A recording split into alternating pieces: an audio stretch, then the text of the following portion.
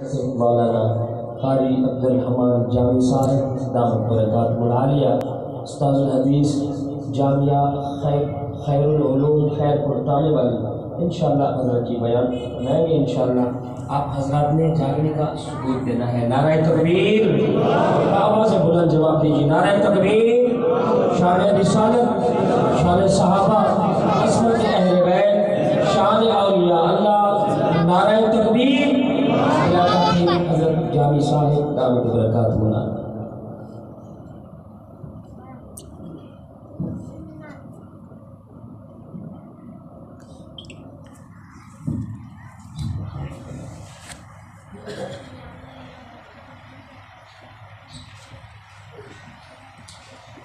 الحمدللہ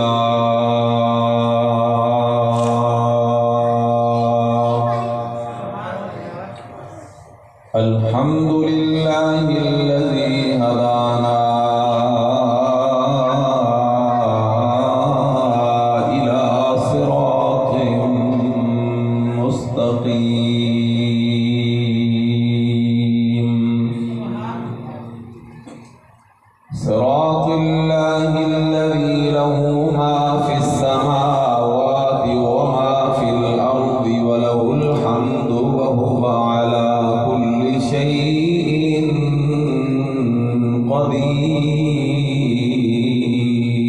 قدير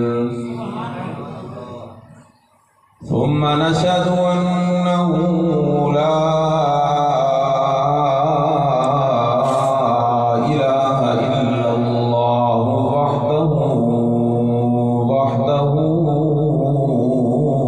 لا شريك له ونشهد أن سيدنا وسندنا ومستندنا وإمامنا وإمام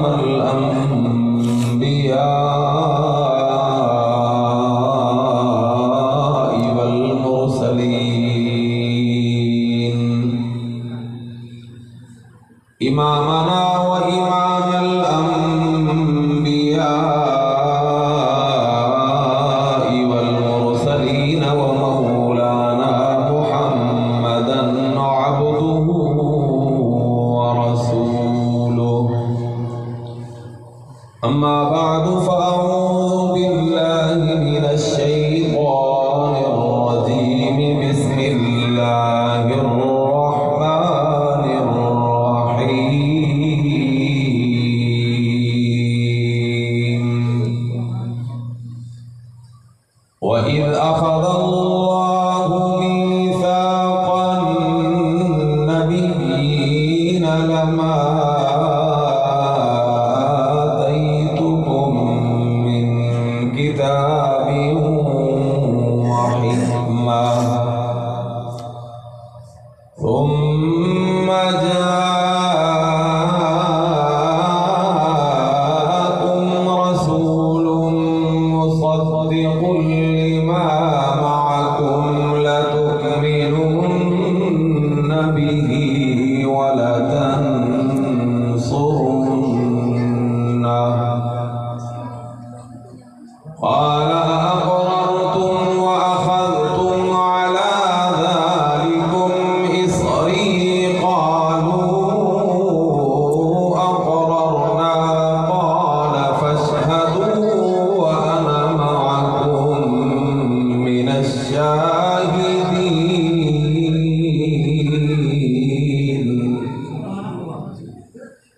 فمن تولى بعد ذلك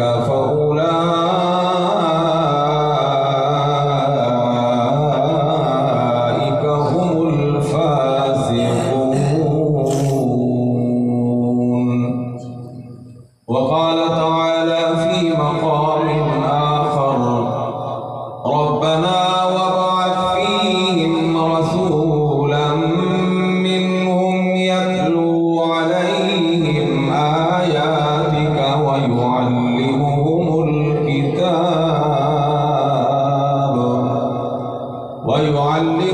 الكتاب والحكمة ويزكيهم إنك أنت العزيز العليم الحكيم.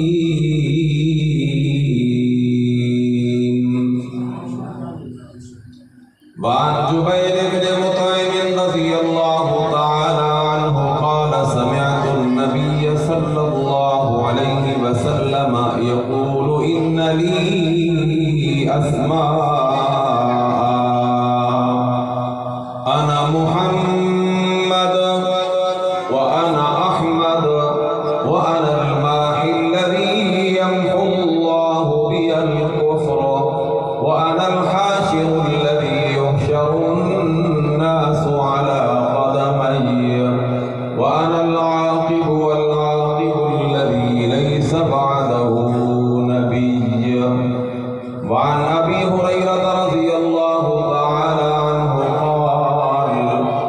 قال رسول الله صلى الله عليه وسلم إن الله تعالى قرأ طه وياسين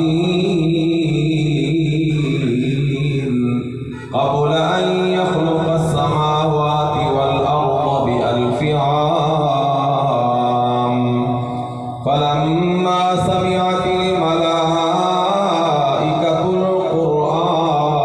القرآن قالت طوبى لأمتي ينزل هذا وطوبى لأجواف تحمل هذا وطوبى لألسنة تتكلم بهذا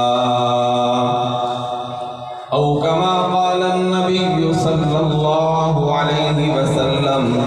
صدق الله مولانا العلي العظيم وبلغنا رسوله النبي الأمي الأمين الكريم ونحن على ذلك لمن الشاهدين ومن الشاكرين والحمد لله رب العالمين.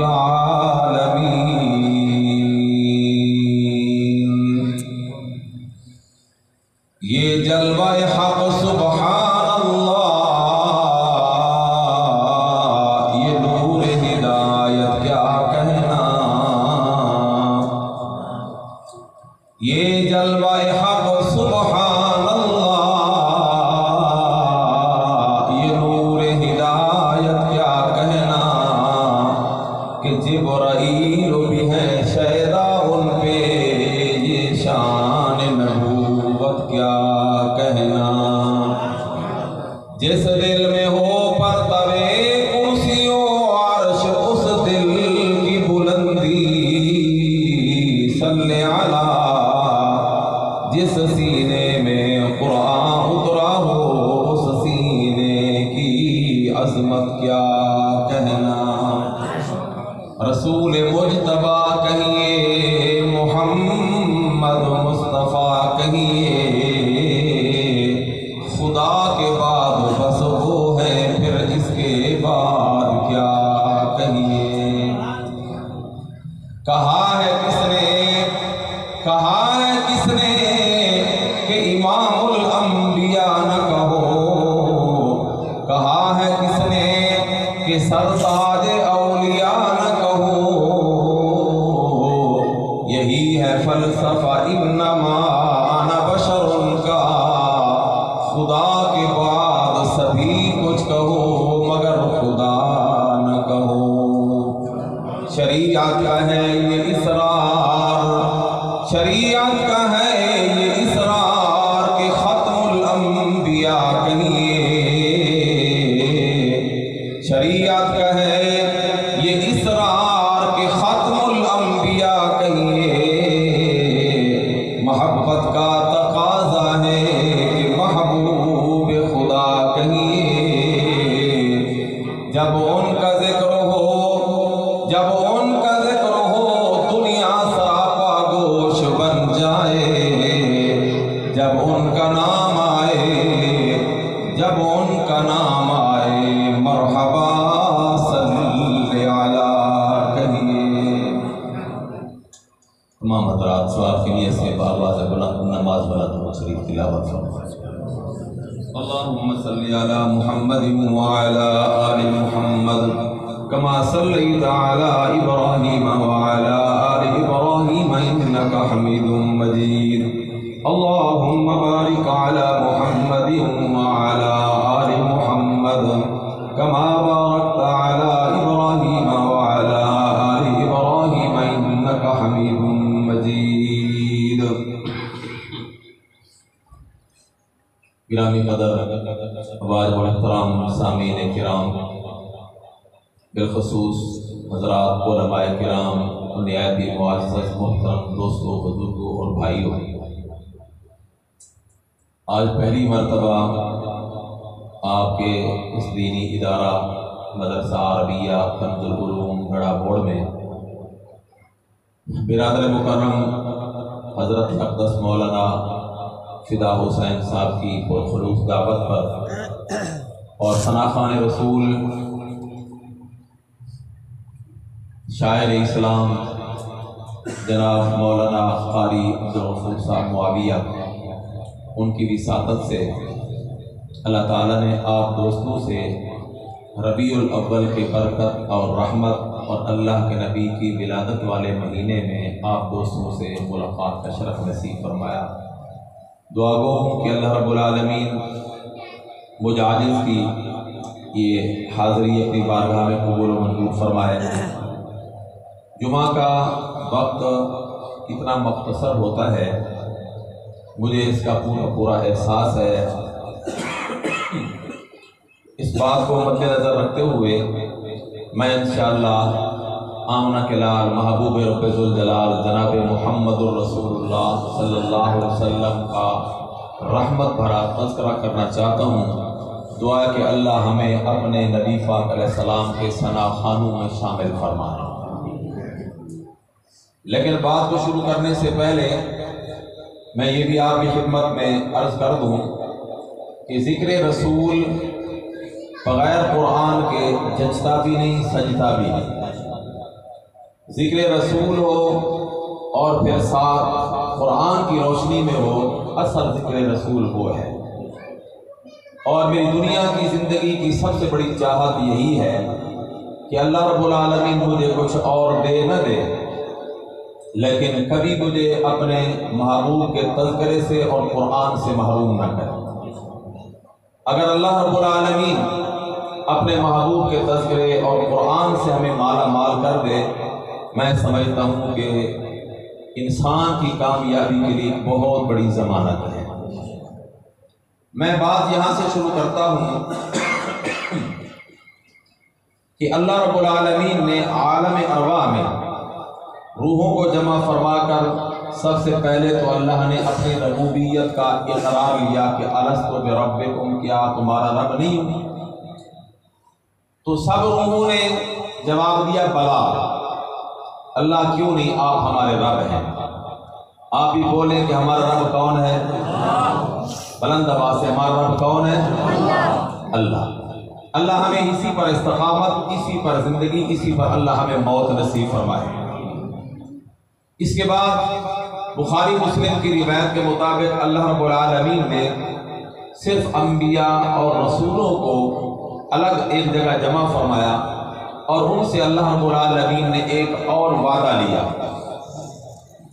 وہ وعدہ یہ تھا کہ اے انبیاء کی جماعت، رسولوں کی جماعت، اگر میں تمہیں نبوت، رسالت، کتاب و حکمت دے کر دنیا میں بھیجوں اور تم لوگ اپنی نبوت، رسالت، شریعت، کتاب، حکمت کی تعلیم، ترویج، تبلیغ، اشاعت میں مصروف ہو کہ ثم جاءکم رسول، پھر تمہارے پاس بڑا رسول آ جائے اور وہ بڑا رسول آمنہ کے لال محبوب رب ذوالجلال جناب محمد الرسول اللہ صلی اللہ علیہ وسلم کی ذات کا، اگر وہ نبی اور وہ رسول بڑا آ جائے تو اللہ رب العالمین نے سارے نبیوں کو اس بات کا پابند کیا کہ لَتُؤْمِنُنَّ بِهِ وَلَتَنْصُرُنَّ، اس نبی پر تم نے ایمان بھی لانا ہے اور اس نبی کے دین کا تم نے تعاون بھی کرنا ہے. اس لیے باقی جتنے نبی آئے وہ اپنی قوموں کے نبی تھے اور اللہ نے جو ہمیں نبی عطا فرمایا وہ صرف اس امت کا نبی نہیں بلکہ نبیوں کا بھی نبی ہے۔ اللہ رب العالمین نے نبیوں سے وعدہ لے لیا ایمان لانے کا اور مدد کرنے کا، تعاون کرنے کا۔ اب یہ کوئی بات کچی نہیں تھی، اللہ اور نبیوں کے درمیان ایک وعدہ ہوا۔ ہم سوچ بھی نہیں سکتے کہ نبی اس وعدے سے پھریں گے، انحراف کریں گے، منحرف ہوں گے، ہم سوچ نہیں سکتے۔ لیکن اس کے باوجود اللہ رب العالمین نے انبیاء کرام سے پھر سوال فرمایا، اقررتم، میں نے جو تمہیں حکم دیا ہے کیا تم اس کا اقرار کرتے ہو، وعدہ کرتے ہو؟ تو نبیوں کی بات اللہ نے قرآن میں نقل فرمائی، نبی کہنے لگے اقررنا، ہم نے اس کا اقرار کر لیا کہ اگر وہ نبی ہماری زندگی میں آیا اس نبی پر ایمان بھی لائیں گے، ان کا تعاون بھی کریں گے۔ اب یہ بات کوئی معمولی نہیں، اللہ نے نبیوں سے اقرار لے لیا، بات پکی ہو گئی، مگر اس کے باوجود اللہ رب العالمین نے ہمارے نبی پاک علیہ السلام کے مقام اور شان کو مزید بلند کرنے کے لیے، مزید پکا کرنے کے لیے اللہ نے ارشاد فرمایا فَاشْهَدُوا وَأَنَا مَعَكُمْ مِنَ الشَّاهِدِينَ، تم سب ایک دوسرے پر گواہ بن جاؤ اور تم سب پر میں اللہ گواہ بن جاؤں۔ میں قرآن کریم کا طالب علم ہوں، قرآن کریم میں نے بڑا غور کیا تو مجھے دو جگہ ایسی نظر آئیں کہ اللہ رب العالمین نے اپنے آپ کو بطور گواہ کے ذکر فرمایا۔ ایک مقام یہی کہ نبی پاک علیہ السلام کی نبوت پر نبیوں سے ایمان لانے کا، تعاون کرنے کا جو عہد تھا، معاہدہ تھا، اس پر جہاں اللہ نے نبیوں کو ایک دوسرے پر گواہ بنایا، اللہ نے خود بھی اپنے آپ کو بطور گواہ کے ذکر فرمایا کہ آنا معکم، میں بھی تمہارے ساتھ گواہ ہوں میں سے ایک گواہ ہوں۔ اور ایک بات اور ہے کہ جس کے لیے اللہ نے اپنے آپ کو بطور گواہ کے پیش فرمایا، اور وہ ہے اللہ کی توحید۔ ارشاد فرمایا شہید اللہ انہ لا الہ الا ہو،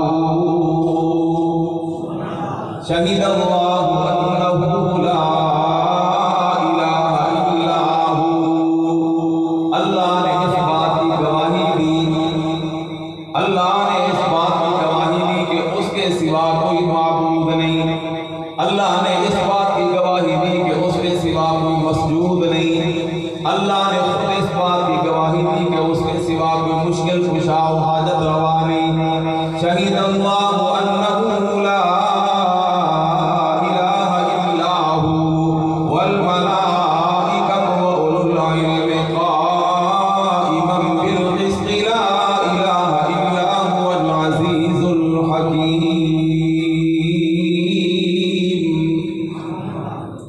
اللہ پاک نے اپنی توحید کے تین گواہ ذکر فرمائے۔ نبی پاک علیہ السلام کی نبوت رسالت پر سارے نبیوں کو اللہ نے گواہ بنایا، خود اللہ گواہ بنے، لیکن اپنی توحید کے لیے اللہ نے تین گواہ ذکر فرمائے۔ سب سے پہلے تو اپنے آپ کو بطور گواہ کے کہ میں اللہ اس بات کی گواہی دیتا ہوں کہ اللہ کے سوا کوئی معبود نہیں، کوئی مسجود نہیں۔ یہ مؤذن روزانہ 5 وقت جو مسجد کے میناروں سے اپنی آواز ساری دنیا کے لوگوں کو سناتے ہیں، اشہد اللہ الہ الا اللہ، یہ بھی اللہ کی توحید کی گواہی دے رہے ہیں کہ میں گواہی دیتا ہوں اس بات کی کہ اللہ کے سوا کوئی معبود نہیں، کوئی مسجود نہیں، کوئی حاجت روا نہیں، کوئی مشکل کشا نہیں۔ اور اسی بات کی گواہی میرے اللہ نے خود قرآن کریم میں ذکر فرمائی۔ اور دوسری چیز فرمایا والملائکہ، فرشتے بھی اس بات کے گواہ ہیں کہ اللہ کے سوا کوئی معبود و مسجود نہیں۔ اور اگلا جملہ بڑا عجیب ہے، اللہ نے اپنی توحید کا گواہ جس کو ذکر فرمایا، فرمایا وَأُولُو الْعِلْمِ، علم والے یعنی علماء بھی اللہ کی توحید کے گواہ ہیں۔ میرے محترم سامعین، کوئی بھی معاملہ ہو، دنیا کا کوئی عدالتی معاملہ ہو، پنچایتی معاملہ ہو، کوئی واقعہ ہو، جتنی اس میں گواہوں کی اہمیت ہے وہ کسی سے مخفی نہیں ہے۔ اگر کسی معاملے اور واقعے کے مقدمے کے گواہ کمزور ہو جائیں تو اس مقدمے کے پلے کچھ رہتا نہیں۔ اللہ رب العالمین نے اپنی توحید کا گواہ، اپنے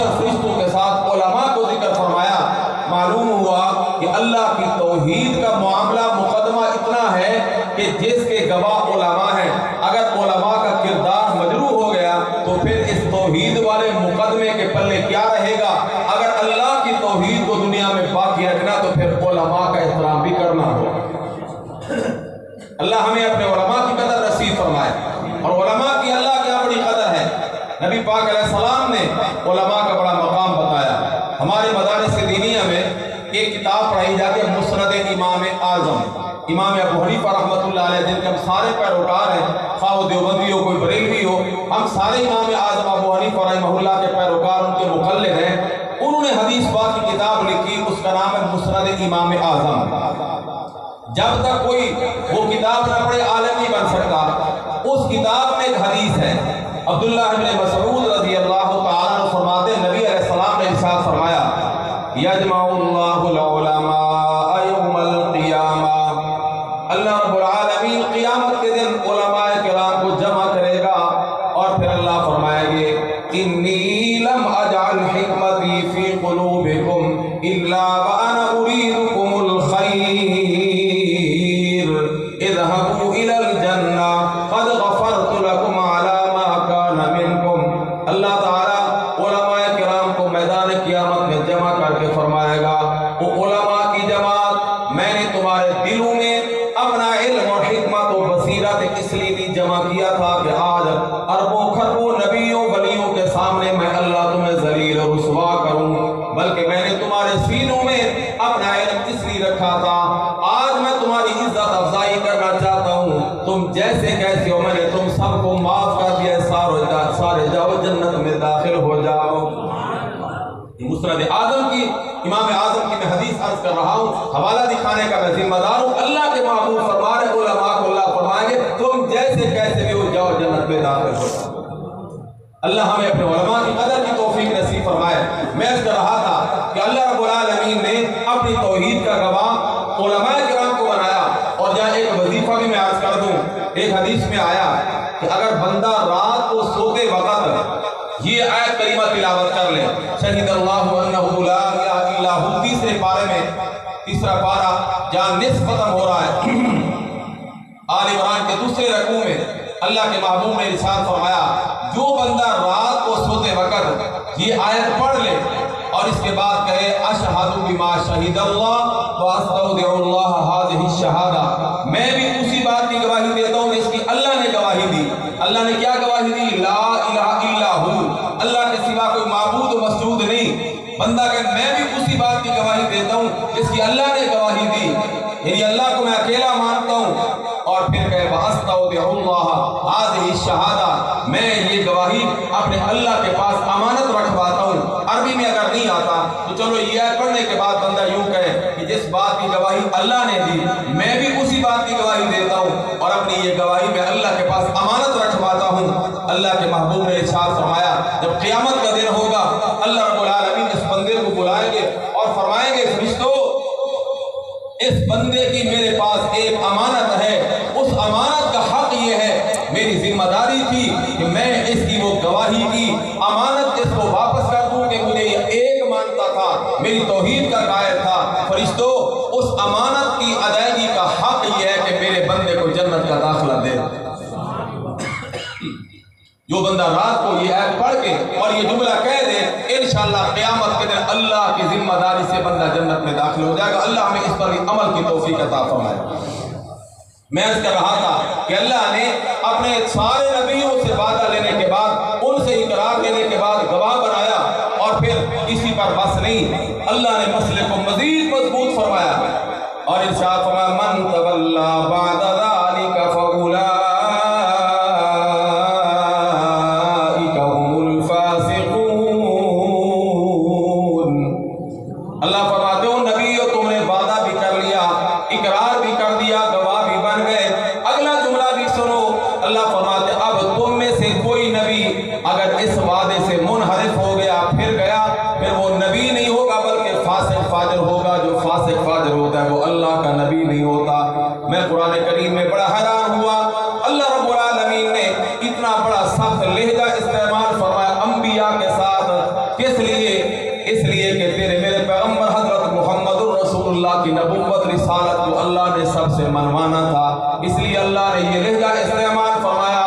اب جب سارے نبیوں کے سامنے محمد الرسول اللہ کی بات آ گئی اللہ رب العالمین نے نبیوں سے اقرار لے لیا، وعدے معاہدے ہو گئے، سارے نبی وہاں موجود۔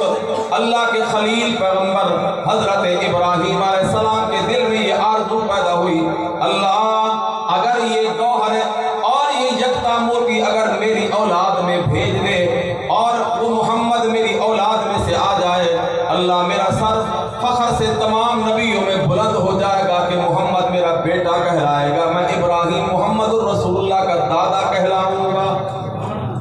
اللہ یہ محمد میرے خاندان میں اور میری اولاد میں بھیج دے۔ ابراہیم علیہ السلام کے دل میں یہ آرزو پیدا ہوئی۔ ابراہیم علیہ السلام دنیا میں آ گئے۔ ابراہیم علیہ السلام اس انتظار میں ہے کوئی ایسا حسین موقع اور موڑ آئے کہ میں اللہ کے سامنے یہ التجا کروں تو اللہ میری التجا قبول فرما لے۔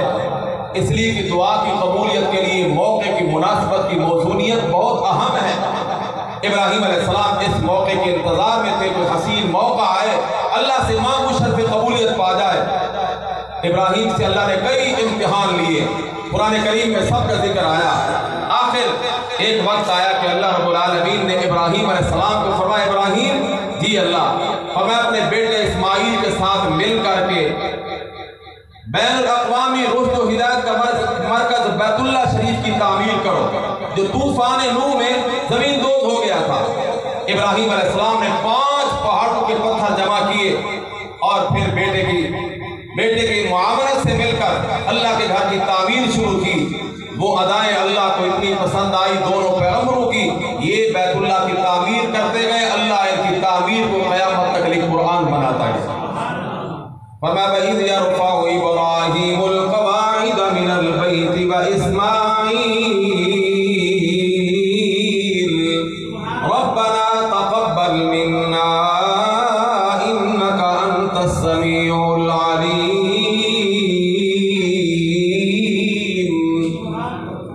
اللہ کے دونوں پیغمبروں نے مل کر بیت اللہ کو تعمیر کرنے کے بعد اللہ کی بارگاہ میں ہاتھ اٹھائے، اللہ ہم نے محض تیری رضا کے لیے تیرا گھر بیت اللہ بنا دیا ہے، اللہ اس کو ہماری طرف سے قبول فرما، اس لیے کہ ہمارا عقیدہ یہ ہے کہ سننے والا بھی تو اور جاننے والا بھی تو، قبول کرنے والا ہی تو ہے۔ پھر دعا مانگی ربنا وجعلنا مسلمین لک ومن ذریتنا امۃ مسلمۃ لک، اللہ ہمیں بھی اپنا فرما بردار بنا دے اور ہماری اولاد میں ایک بڑی جماعت بھی اپنی فرما بردار بنا دے۔ دیکھا کہ اللہ کی رحمت متوجہ ہے۔ ابراہیم علیہ السلام نے اللہ سے مزید مانگا وَأَرِنَا مَنَاسِكَنَا، اللہ اپنے گھر بیت اللہ کی حاضری کے قرینے طریقے بھی ہمیں خود سکھلا دے۔ پھر دیکھا کہ اللہ کی رحمت ہماری دعا قبول فرما رہی ہے تو عرض کی وَتُبْ عَلَيْنَا إِنَّكَ أَنْتَ التَّوَّابُ الرَّحِيمُ۔ اللہ میری اولاد میں سے آج جو بھی کوئی یہاں تیرے گھر بیت اللہ میں آئے، یقیناً وہ تیرے گھر کی حاضری کا صحیح معنی میں حق ادا نہیں کر سکے گا۔ غلطی کوتاہی ہو جانا ایک ضروری بات ہے، لیکن میں تیرا خلیل تیری بارگاہ میں دعا کرتا ہوں کہ تُبْ عَلَيْنَا، وہ غلطیاں بعد میں کرے گا، کوتاہیاں بعد میں کرے گا، میں خلیل استدعا کرتا ہوں کہ تو پہلے ہی معافی کا اعلان فرما دے۔ إِنَّكَ أَنْتَ التَّوَّابُ الرَّحِيمُ، اس لیے کہ توبہ قبول کرنے والا ہی تو ہے۔ ابراہیم علیہ السلام نے دیکھا اللہ کی رحمت متوجہ ہے، قبولیت نصیب ہو رہی ہے۔ اب ابراہیم علیہ السلام نے وہ جو ایک عرصے سے اپنے دل میں آرزو لیے بیٹھے تھے، سمجھا مناسب آج اگر میں اللہ کی بارگاہ میں اپنی وہ استدعا وہ درخواست پیش کروں تو لگتا ہے کہ میرا اللہ ضرور قبول فرما لے گا۔ جب اللہ کی رحمت کو متوجہ دیکھا تو دعا کی ربنا وابعث فیہم رسولا، اللہ وہ رسول جس کے لیے آپ نے سارے نبی اور رسول سے وعدہ لیا تھا ایمان کا اور مدد کا، اللہ میں تیرا خلیل تیرا گھر بیت اللہ بنا کے میں تجھ سے مانگتا ہوں کہ وہ محمد اب مجھے عطا فرما دے۔ میرے محترم سامعین، ابراہیم علیہ السلام نے آمنہ کے لال کو مانگنے کے لیے بڑے جتن کیے، بڑی قربانیاں دی، اور اللہ نے ہمیں بن مانگے وہ محمد عطا فرما دیا۔ اگر ابراہیم کی قدر پوچھنی ہے تو اگر محمد الرسول اللہ کی قدر پوچھنی ہے تو ابراہیم علیہ السلام سے جا کے پوچھو۔ ابراہیم علیہ السلام نے اللہ سے وہ مانگا.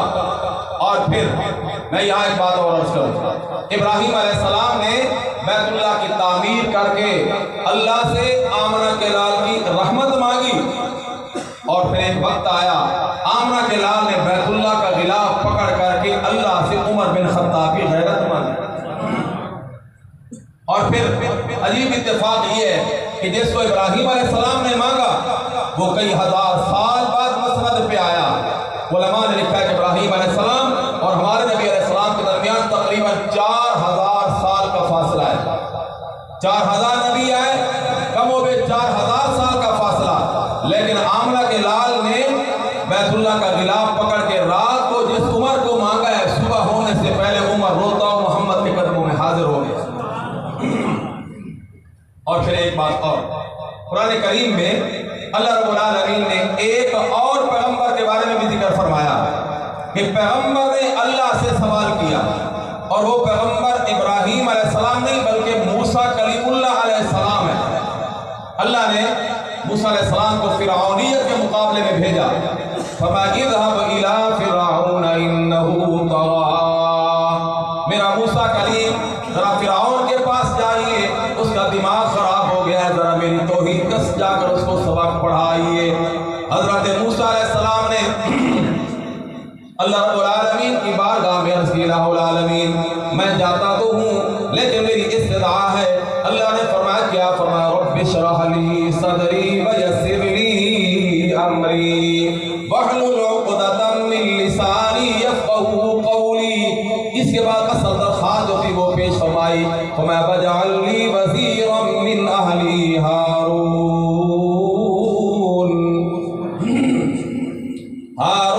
فاشدد بِهِ أَزْرِي وَأَشْرِكْهُ فِي أَمْرِي. اللہ تو نے مجھے نبوت رسالت دی ہے, تورات جیسی عظیم کتاب عطا فرمائی, لیکن اللہ تو جانتا ہے نا میری زبان میں لکنت ہے. اللہ تو نے میرے بھائی ہارون علیہ السلام کو بڑی فصاحت بلاغت خطابت عطا فرمائی ہے, بڑی زبان عطا فرمائی. اللہ میں یہ چاہتا ہوں اور تجھ سے مانگتا ہوں کہ میرے بھائی ہارون علیہ السلام کو میرے ساتھ میرا وزیر و مشیر بنا دے. پھر دیکھ فرعون کی فرعونیت کے کیسے پڑخچے اڑاتے ہیں. اللہ رب العالمین نے موسیٰ علیہ السلام کی درخواست پر ہارون علیہ السلام کو ان کا وزیر و مشیر بنا دیا. اور ادھر ابراہیم علیہ السلام نے اللہ سے محمد الرسول اللہ کو مانگا, پھر محمد الرسول اللہ نے اللہ سے عمر بن خطاب کو مانگا. لیکن میرے محترم سامعین, آمنہ کے لال آئے ابراہیم علیہ السلام کی دعا کے نتیجے میں. اس لیے حضور نے ارشاد فرمایا انا ثمرۃ دعوت ابی ابراہیم, کہ میں اپنے اب ابراہیم علیہ السلام کی دعا کے نتیجے میں آیا. جب امام الانبیاء کو اللہ نے بھیجا تو رب العالمین نے پھر خود اپنا احسان بھی جتلایا. فرمایا لقد جاءکم رسول من انفسکم عزیز علیہ ما عنتم حریص علیکم بالمؤمنین رؤوف الرحیم. کہ وہ نبی رسول جو ابراہیم علیہ السلام نے کئی قربانیاں دے کر اللہ سے مانگا تھا, وہ نبی رسول آ گیا. لیکن کیسے آیا؟ تو کہنے والے نے بڑی عجیب بات کی, کہتے آ گیا جس کا نہیں کوئی ثانی وہ رسول. ثانی کہتے دوسرا مثال. ایسا نبی اللہ نے, ایسا رسول اللہ نے دیا ابراہیم کی دعا کے نتیجے میں جس کی مثال کوئی نہیں, مثال تو ہو ہی نہیں سکتی اس کی. کیا کہتے ہیں؟ فرمایا آ گیا جس کا نہیں کوئی ثانی وہ رسول, دین فطرت پر ہے جس کی حکمرانی وہ رسول. آپ کہتے ہیں صلی اللہ علیہ وسلم, اس لیے کہ آپ کا یہاں بیٹھنا بھی بالکل بڑا باثواب ہے. لیکن جب آپ درود پڑھیں گے تو انشاءاللہ قیامت کے دن محمد الرسول اللہ کی شفاعت نصیب ہوگی. ہر کسی کا اپنا ذوق ہوتا ہے. ہمارے بزرگوں میں حضرت مولانا حبیب الرحمن لدھیانوی رحمۃ اللہ علیہ ختم نبوت کے بڑے مبلغ تھے. ایک دفعہ آپ سفر فرما رہے تھے تو ایک دریا کے پل سے آپ کا گزر ہوا, تو آپ نے وہاں درود شریف پڑھا. جو ساتھ خادم تھا اس نے عرض کی حضرت ویسے تو درود شریف پڑھنے کا کوئی خاص وقت نہیں ہے، جب پڑھو زیادہ پڑھو چاہیے کہ پڑھنا چاہیے، لیکن آپ نے اس وقت اچانک جو پڑھا اس کی کوئی خاص وجہ یا اتفاق ہے؟ تو حضرت لدھیانوی فرمانے لگے کہ اس کی خاص وجہ ہے۔ اس نے کہا جی کیا؟ فرمایا تم نے دیکھا کہ دریا کے پل پر جو لوگ کھڑے تھے، کسی کے ہاتھ میں پیسے تھے وہ دریا میں پیسے ڈال رہے تھے، اور کسی کے ہاتھ میں گوشت کے ٹکڑے تھے وہ دریا میں گوشت ڈال رہے تھے، کسی کے ہاتھ میں کھانے کی کوئی اور چیزیں تھیں تو انہیں دیکھا دریا میں ڈال رہے تھے۔ اس نے کہا جی میں نے دیکھا ہے۔ آپ کو بھی کبھی اتفاق ہوا ہو تو آپ نے بھی دیکھا ہوگا، میں نے اپنی گناہگار آنکھوں سے دیکھا ہے، دریا کے پل پر لوگ کھڑے پیسے بھی ڈالتے ہیں، گوشت بھی ڈالتے ہیں، کھانے پینے کی اور چیزیں بھی ڈالتے ہیں۔ تو حضرت لدھیانوی رحمۃ اللہ علیہ فرمانے لگے تو نے دیکھا؟ اس نے کہا جی میں نے دیکھا ہے۔ فرمایا تو سمجھا کہ ایسا کیوں کر رہے ہیں؟ لوگوں کو کھانے کے لیے نہیں ملتا، پیسے اپنی ضروریات کے لیے نہیں ملتے، اور یہ لوگ دریا میں ڈال رہے ہیں۔ کہا جی حضرت مجھے سمجھ نہیں آئی اور میں نے سوچا بھی نہیں کہ ایسا کیوں کر رہے ہیں۔ تو آپ نے فرمایا میرے درود شریف پڑھنے کا سبب یہی لوگ ہیں۔ حضرت وہ کیسے؟ فرمایا وہ اس طرح کہ انہوں نے اپنی منتیں اور مرادیں اس دریا سے وابستہ کر رکھی ہیں۔ میرا فلاں کام ہو جائے تو میں اتنا گوشت دریا میں ڈالوں گا، میری فلاں منت پوری ہو جائے، میری فلاں مراد پوری ہو جائے، میں اتنا گوشت ڈالوں گا، میں اتنی فلاں چیز ڈالوں گا۔ انہوں نے دریا کو مشکل کشا حاجت روا سمجھا، اپنی دنیا تباہ کر رہے ہیں۔ میں نے جب ان کو دیکھا تو میرے ذہن میں خیال آیا اگر آمنہ کے لال نہ آتے، مجھے ہدایت نہ ملتی تو میں بھی ایسے ہی مشرک ہوتا، دنیا بھی برباد کرتا، آخرت میں بھی جہنم میں جاتا۔ جس نبی کے صدقے اللہ نے مجھے ہدایت، ایمان اور توحید نصیب فرمائی، اس نبی کا حق بنتا ہے کہ میں اس پہ درود شریف عرض کروں۔ سب کہہ دو صلی اللہ۔ میں جب رسول کا نام لوں تو آپ نے کیا کہنا ہے؟ صلی اللہ۔ اپنی معروفات میں اضافہ کیجیے، آج ویسے جمعہ المبارک ہے، حضور نے ارشاد فرمایا جمعہ کے دن میرے اوپر درود شریف زیادہ پڑھا کرو، جو دور سے پڑھے گا فرشتے پہنچائیں گے، اور جو میرے پاس آ کے میرے روضے پہ پڑھے گا تو آمنہ کا لال فرماتے میں خود سنوں گا بھی، جواب بھی دوں گا۔ خوش نصیبوں کو جواب سنائی بھی دیتا ہے، اللہ ہمیں وہاں کی حاضری بھی نصیب فرمائے۔ سب کہتے ہیں صلی اللہ۔ میں جب رسول کا لفظ پڑھوں تو آپ نے کیا کہنا ہے؟ صلی اللہ۔ شاعر کیا کہتا ہے؟ کہتا ہے آ گیا جس کا نہیں کوئی ثانی وہ رسول، دین فطرت پر ہے جس کی حکمرانی وہ رسول، جس کا ہر تیور ہے حکم آسمانی وہ رسول۔ یہ نبی اور یہ رسول آمنہ کلال محبوب رب ذوالجلال، تیور جو بدلتے ہیں تو اللہ رب العالمین اپنے قوانین بھی بدل دیتے ہیں۔ اگر یہ نبی اپنا تیور بدل کے ہاں کہے تو اللہ چیز کو حلال کر دیتے ہیں۔ کل ہم نے بخاری شریف میں سبق میں پڑھا کہ نبی علیہ السلام نے فتح مکہ کے موقع پر اعلان فرمایا کہ اللہ نے مکے کا ارد گرد جو حرم کا حدود ہے اس کو اللہ نے حرم قرار دے دیا۔ یہاں کا شکار کرنا جائز نہیں، یہاں کے درخت اکھیڑنا جائز نہیں، اور یہاں کی کسی چیز کو نقصان پہنچانا جائز نہیں، گری پڑی چیز اٹھانا جائز نہیں۔ ہاں وہ اٹھا سکتا ہے جو اٹھا کر اعلان کر دے۔ نبی پاک علیہ السلام کے چچا حضرت عباس رضی اللہ تعالیٰ بیٹھے تھے، انہوں نے عرض کی یا رسول اللہ، اس خر ایک بوٹی ہوتی ہے فَإِنَّهُ لَا بُدَّ لِلْقَيْنِ وَالْبُيُوتِ، اللہ کے محبوب یہ اس خر کی بوٹی یہ لوہاروں کے لیے، سناروں کے لیے گھروں میں جلانے کے کام آتی ہے، اس کی تو اجازت دے دیں۔ اللہ کے محبوب چپ رہے، انہوں نے پھر عرض کیا یا رسول اللہ اس بوٹی کی تو اجازت دے دیں، حضور پھر خاموش رہے۔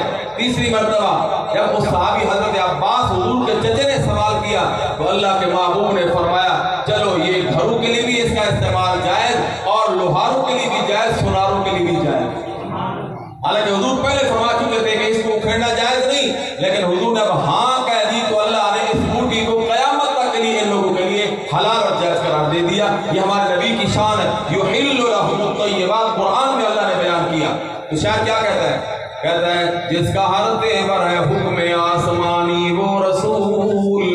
اگر یہ نبی ہاں کہہ دے تیور بدل کے اللہ چیز کو حلال کر دے، اگر یہ نبی تیور بدل کے نہ کہہ دے اللہ چیز کو حرام کر دے، اگر اللہ کے محبوب اپنا تیور بدل کر غصے میں آ جائے تو جہنم بھڑک اٹھے، اگر محبوب خدا تیور بدل کر مسکرا دے تو اللہ جنت کو دروازوں کو کھول دے۔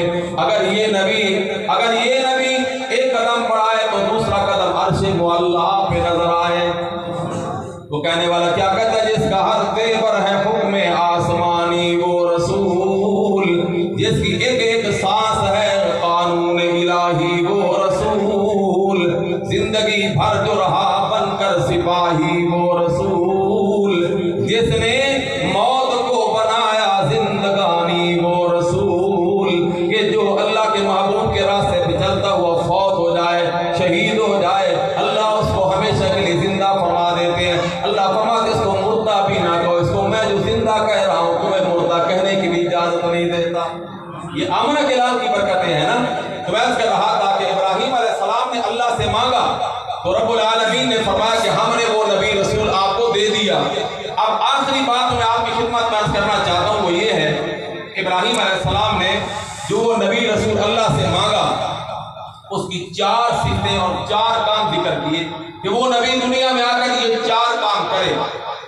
اگر ہم بھی وہ 4 کام کرتے ہیں تو اس کا مطلب یہ ہوا کہ ہم نبی کے مشن پر زندگی گزار رہے ہیں. اور اگر نبی نے وہ 4 کام کیے ہم نے ایک بھی نہ کیا تو اس کا مطلب یہ ہوا کہ ہم نے نبی پاک کی آمد کا جو مقصد تھا اس کو ہم نے چھوڑ دیا ہے. ہم نبی کے مشن پر زندگی نہیں گزار رہے. اصل قیمتی بات یہ آپ کے سمجھنے کی ہے.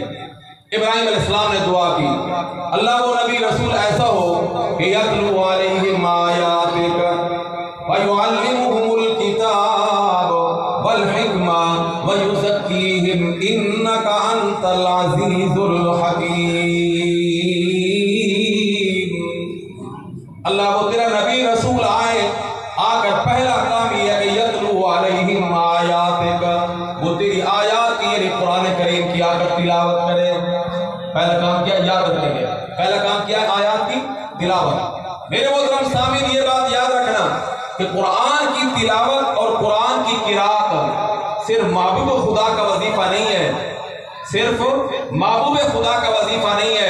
قرآن تو وہ لا ریب اور عظیم الشان کتاب ہے کہ جس کی قرات تو میرا اللہ خود کرتے ہیں. ایک حدیث میں عرض کر دوں، حضرت ابو ہریرہ رضی اللہ تعالی عنہ فرماتے ہیں امام الانبیاء صلی اللہ علیہ وسلم نے فرمایا ان اللہ تعالی قرأ طٰہٰ ویاسین قبل ان یخلق السماوات والارض بألف عام، کہ اللہ رب العالمین نے خود آسمان و زمین کو پیدا کرنے سے 1000 سال پہلے.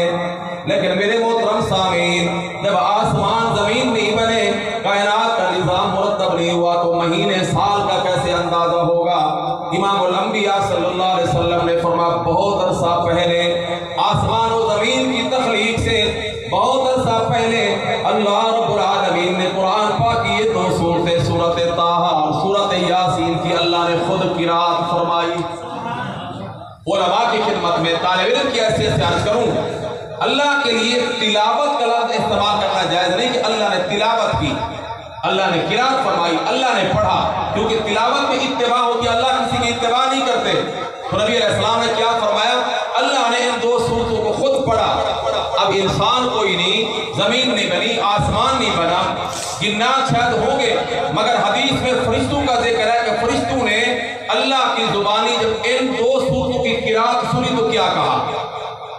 فلما سمعت الملائکۃ القرآن، جب فرشتوں نے اللہ کے قرآن کی یہ 2 صورتیں رب العالمین کی زبانی سنی، فرشتوں نے 3 باتیں کہی. فرشتے کہتے ہیں طوبیٰ لأمۃ ينزل ھذا علیہا، اس امت کو مبارک ہو، وہ امت کتنی خوش قسمت امت ہے جس کو اللہ یہ قرآن عطا فرمائے گا. پوری امت کو قرآن کی وجہ سے مبارکباد پیش کی جا رہی ہے. اور امت کا حال یہ ہے کہ کبھی کبھار مہینوں بعد قرآن کی زیارت کر لیتے ہیں اور گھروں میں سجا کے الماری کی زینت بنا کے رکھا ہوا. اللہ ہمیں روزانہ قرآن کی تلاوت اور زیارت کی توفیق عطا فرمائے. تو دیکھیے اللہ نے خود پڑھا میں ان 2 صورتوں کو قرآن کا حصہ تلاوت، پھر اللہ نے قرات فرمایا. اور فرشتوں نے دوسری بات کیا کی؟ فرمایا طوبیٰ لأجواف تحمل ھذا، وہ سینے کتنے خوش قسمت ہے جن سینوں میں اللہ کا یہ قرآن محفوظ ہوگا. اور تیسری بات کہتے ہیں طوبیٰ لألسنۃ تتکلم بھذا، وہ زبانیں کتنی خوش قسمت زبانیں جن زبانوں کو اللہ پر یہ قرآن پڑھنے کے لیے عطا فرمائے گا. میں عرض کر رہا تھا کہ قرآن کریم کی تلاوت اور قرآن کا وظیفہ یہ صرف امام الانبیاء انبیاء کا منصب اور وظیفہ نہیں ہے، بلکہ اللہ رب العالمین نے تو خود قرآن کریم کے بعض حصوں کی خود قرات فرمائی۔ تو نبی کا پہلا کام یتلو علیہم آیاتک، اللہ کی آیات کی آ کر تلاوت کریں گے۔ دوسرا کام فرمایا وَيُعَلِّمُهُمُ الْكِتَابَ، کتاب کی تعلیم دیں گے، والحکمت، سنت شریعت و حکمت کی تعلیم دے گا وہ میرا نبی۔ اور چوتھا کام فرمایا وَيُزَكِّيهِمْ، اللہ ان کو پاک کرے گا، آمنہ کے لال ان کو آ کر پاک کریں گے۔ اب یہ ذرا ترتیب کو ذہن میں رکھنا، جو ابراہیم علیہ السلام نے آمنہ کے لال کے منصب اور دنیا میں آنے کے بعد جو ترتیب تھی کام کی، وہ یہ ذکر فرمائی کہ پہلے آیات کی تلاوت، اس کے بعد کتاب کی تعلیم، اس کے بعد حکمت شریعت کی تعلیم، چوتھے نمبر پہ فرمایا وَيُزَكِّيهِمْ، کہ وہ نبی آ کر ان کو پاک کرے گا، نبی ان کو آ کر پاک کرے گا، یہ چوتھے نمبر پہ فرمایا۔ لیکن جب آمنہ کے لال آ گئے دنیا میں اور اللہ نے اپنا احسان بتلایا کہ وہ دنیا والوں میں نے تمہارے پر اتنا بڑا احسان کیا، اپنا محبوب بھیج کر کے تمہیں وہ احسان کیا کہ تم اس کا شکریہ بھی ادا نہیں کر سکتے، کیونکہ عربی میں من اس احسان کو کہتے ہیں جس کا انسان شکریہ اور بدلہ بھی نہ دے سکتا ہو۔ احسان وہ احسان ہوتا ہے جس کا انسان شکریہ اور بدلہ ادا کر سکتا ہے، هل جزاء الاحسان الا الاحسان۔ لیکن من وہ احسان ہے جس کا بندہ بدلہ بھی نہیں، شکریہ بھی ادا نہیں کر سکتا۔ اور اللہ نے لقد احسن اللہ نہیں فرمایا، بلکہ اللہ نے لقد من اللہ فرمایا، اللہ نے وہ احسان کیا کہ نہ بدلہ نہ شکریہ کو ادا کر سکتے ہو، میں نے اپنا محبوب تمہیں دیا۔ اب وہ نبی آ کر کیا کام کرے گا؟ اللہ نے بھیجنے کے بعد نبی کے وہ چاروں کام ذکر فرمایا جو ابراہیم نے اللہ سے مانگے تھے، لیکن ذرا ترتیب دیکھنا، ہیں وہی چار مگر ترتیب بدل گئی۔ فرمایا لقد من اللہ علی المؤمنین اذ بعث فیہم رسولا من انفسہم یتلو علیہم آیاتی ویزکیہم ویعلمہم الکتاب والحکمہ وإن كانوا من قبل لفی ضلال مبین۔ اب باتیں سمجھنے کی طرح ابراہیم علیہ السلام نے جو پہلا کام ذکر کیا تھا وہ تلاوت، اللہ نے بھی وہی کام پہلا ذکر فرمایا تلاوت۔ ابراہیم نے دوسرا تیسرا کام ذکر کیا تھا تعلیم و حکمت کی، کتاب و حکمت کی تعلیم۔ چوتھے نمبر پر تھا ان کو پاک کرنا، لیکن اللہ نے پاک کرنے کا ذکر دوسرے نمبر پہ فرما دیا۔ ابراہیم نے جس کو تیسرے نمبر پہ ذکر کیا تھا، اللہ نے اس کو تیسرے اور چوتھے نمبر پہ رکھ دیا۔ جو پاک کرنے کا کام تھا ابراہیم نے چوتھے نمبر پہ رکھا اور اللہ نے اس کو دوسرے نمبر پہ رکھ دیا۔ اب اس طالب علمانہ سوال ہے کہ اللہ نے ابراہیم کی دعا ویسی کی ویسی قبول فرمائی جیسا کہ ابراہیم نے اللہ سے مانگی تھی۔ اللہ نے ابراہیم کی دعا میں آمنہ کے لال کو بھیج بھی دیا، کام بھی وہی چار ذکر کیے، تو کیا یہ اچھا ہوتا کہ اللہ ترتیب بھی وہی رکھ دیتے جو ابراہیم نے اللہ سے مانگی تھی؟ اللہ نے ترتیب کیوں بدل دی؟ تو علماء نے لکھا اللہ اس میں اس بات اشارہ کرنا چاہتے تھے کہ ابراہیم علیہ السلام میرے محبوب کے مقام کو بڑا جانتے ہیں، نبی تو اللہ سے مانگا کہ اللہ آمنہ کا لال میری اولاد میں بھیج دے۔ ابراہیم آمنہ کے لال کو بڑا جانتے تھے، مقام کو بڑا سمجھتے تھے، لیکن جتنا آمنہ کے لال کے مقام کو میں اللہ جانتا ہوں اتنا ابراہیم بھی نہیں جانتے۔ کیسے؟ ابراہیم کا خیال یہ ہوگا کہ وہ آمنہ کا لال آئے گا، قرآن کی تلاوتیں کرے گا، کتاب و حکمت کی تعلیم دے گا، پھر جا کر لوگ پاک ہوں گے۔ اللہ نے فرمایا نہیں، وہ نبی آئے گا، تلاوت کرے گا، جو محبوب کی مجلس میں آ کے بیٹھا ایک دفعہ قرآن سن لیا، کتاب و حکمت کی تعلیم تو زندگی پر چلتی رہے گی، لیکن اللہ نے اس کو ہمیشہ کے لیے پہلے پاک فرما دیا۔ یہ وہ نقطہ جس کی طرف اللہ نے اشارہ فرمایا۔ اور میں ایک بات اور بھی آپ کی خدمت میں عرض کروں کہ ابراہیم نے اللہ سے زور لگا لگا کے مانگا اللہ وہ آمنہ کا لال دے دے جو آ کر لوگوں کو تلاوت بھی سنائے، کتاب و حکمت کی تعلیم دے، پاک بھی کرے۔ اللہ نے اتنا احسان بتلایا کہ میں نے وہ نبی بھیج دیا، تم شکریہ بھی ادا نہیں کر سکتے ہو۔ وہ کیا نبی ہے جو آ کر پاک کرے گا؟ اب نبی نے آ کر کتنوں کو پاک کیا؟ اگر عقیدہ نظریہ یہ ہو کہ آمنہ کے لال ایک خود پاک تھے، چار اور پاک کیے، کل 5 تن پاک ہو گئے۔ اگر ہم سے 5 کو ہی پاک مانیں گے تو ابراہیم کی دعا کا کیا بنے گا؟ اللہ کے احسان جتلانے کا کیا بنے گا؟ جو یہ کہتا ہے کہ صرف 5 تن پاک تھے، ابراہیم کی دعا کا بھی منکر، اللہ کے احسان کا بھی منکر ہے۔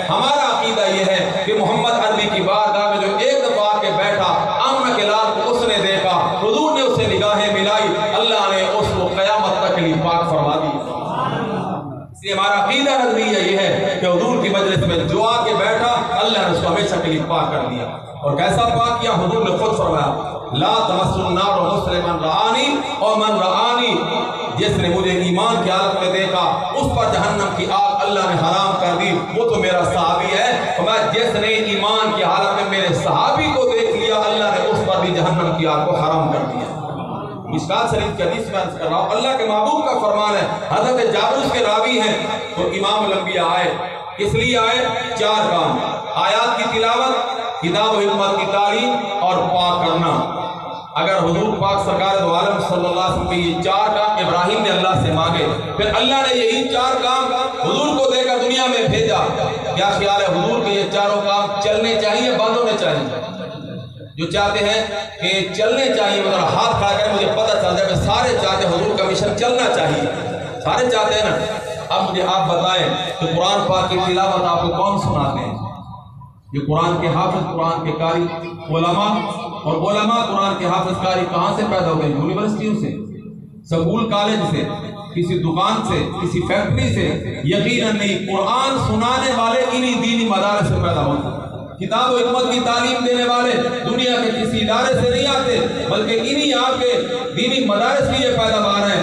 اور جو لوگوں کو آ کر پاک کرتے ہیں، گناہوں سے توبہ کرواتے ہیں، غلاظتوں سے، گندے اخلاق سے توبہ کرواتے ہیں، یہ بھی اللہ والے یہی مدارس دیتے ہیں. تو نبی پاک علیہ السلام کے مشن کو اس وقت اگر کائنات میں کسی نے سنبھال رکھا تو دینی مدارس ہے. اور یہ علماء حق ہیں جنہوں نے اللہ کے نبی کے مشن کو 4 صورتوں میں سنبھال کے رکھا ہوا ہے. اگر یہ 4 کا یہ مدارس باقی، یہ 4 کام باقی، 4 کام باقی، تو آمنہ کے لال کا مشن باقی. حضور کا مشن باقی رہنا چاہیے یا نہیں؟ مشن باقی رہنا چاہیے نا.